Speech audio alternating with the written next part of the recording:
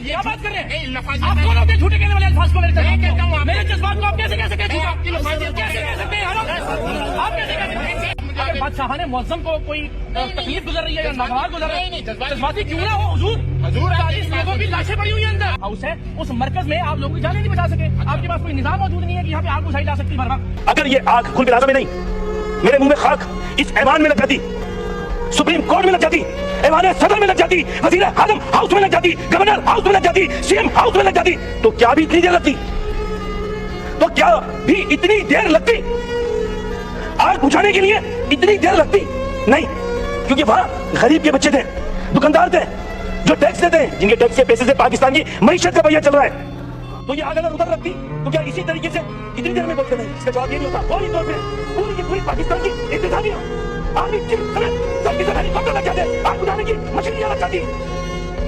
इतने क्या आप वहां खड़े हो और आपका भाई, आपका भतीजा, आपकी माँ, आपकी बहन अगर चल रही हो तो आपके दिल में क्या गुजरेगी कि ला इलाहा इल्लल्लाह मुहम्मद रसूलुल्लाह। जब मैं 3:30 बजे हैदराबाद से निकला, मैं वो टीवी चैनल पे देख रहा था, एक टिकटॉक मैंने देखा कि वो कह रहा अपने घर वालों को कि मुझे माफ कर देना, मैं नहीं बच सकूंगा। मैं किस मेरे वजह से मुसलमान, कौन सा मुसलमान हूं मैं?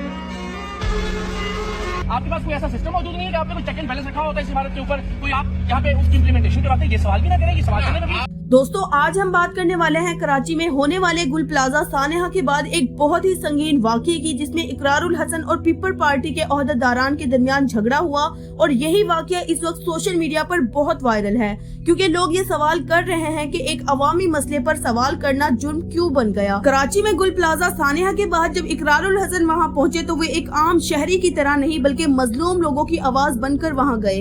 लेकिन जैसे ही वो वहाँ पहुँचे, पीपल पार्टी के ओहदेदारान और उनके दरमियान झगड़ा हुआ।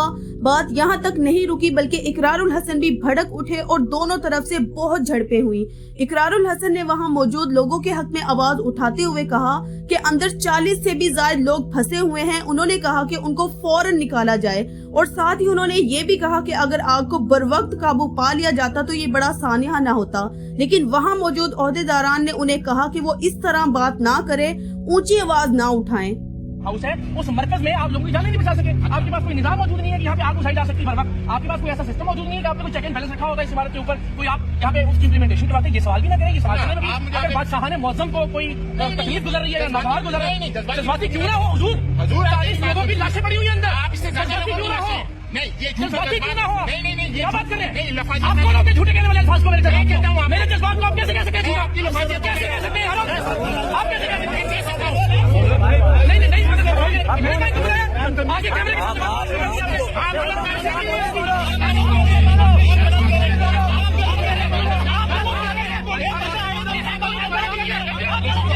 दोस्तों, यहाँ सबसे बड़ा सवाल ये पैदा होता है कि एक अवामी मसले पर सवाल करना आखिर इतना बड़ा जुर्म क्यों बन गया? वही शख्स जो सिर्फ मजलूमों के हक में बोल रहा था, उस पर सियासी जमात बनाने का इल्जाम लगा दिया गया।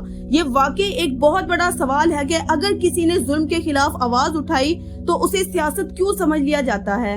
और इस मामले को मजीद संगीन बनाने वाली बात यह है कि इकरारुल हसन इमरान खान के सपोर्टर हैं। इसी वजह से बाज़ लोगों ने उन पर ज्यादा सख्त रद्द-ए-अमल दिखाया। लोग कहते हैं कि इकरारुल हसन सियासत के नाते मजलूम लोगों की आवाज बन रहे हैं, लेकिन दूसरी तरफ बहुत से लोग ये भी कह रहे हैं कि क्या ये वाकई मजलूमों की आवाज बन रहे हैं या फिर ये अपनी सियासत चमका रहे हैं। ये देखो भाई, ये सियासी पार्टी बनाएगा। देखो ये यहाँ पर अभी जो है ना, ये फोटोग्राफियाँ करने आया खाला बड़वा इकरारुल हसन। अल्लाह और उसके रसूल को हाजिर नाज़िर जानते हुए और गवाह बनाते हुए हर जगह ये अहद कर रहा हूँ, आप में से जो साहिब जिस तरह से तसल्ली करना चाहे वो तसल्ली मैं करवाने के लिए तैयार हूँ कि मैं अपनी सारी जिंदगी में किसी सियासी जमात का, इंक्लूडिंग दिस पार्टी इंशाल्लाह जो इस तहरीक के नतीजे में मार्ज वजूद में आएगी, कभी किसी तरह का कोई सियासी, कोई हुकूमती, कोई सरकारी ओहदा ना लूंगा, ना उस ओहदे का उम्मीदवार हूंगा। क्या वजीर आला ने अपनी जाती जागीर बेच के 1 करोड़ रुपए का ऐलान किया है? क्या ये जो आप सीना चौड़ा करके कह रहे हैं कि दुकानें हम बना के देंगे, क्या अपने बैंक बैलेंस से जो हराम की कमाई है उससे दुकानें? तो दोस्तों, आपकी क्या राय है? क्या वाकई इकरारुल हसन ने मजलूमों के हक में आवाज उठाई या फिर ये सब कुछ सियासत का हिस्सा है? अपनी राय कमेंट्स में जरूर दीजिएगा।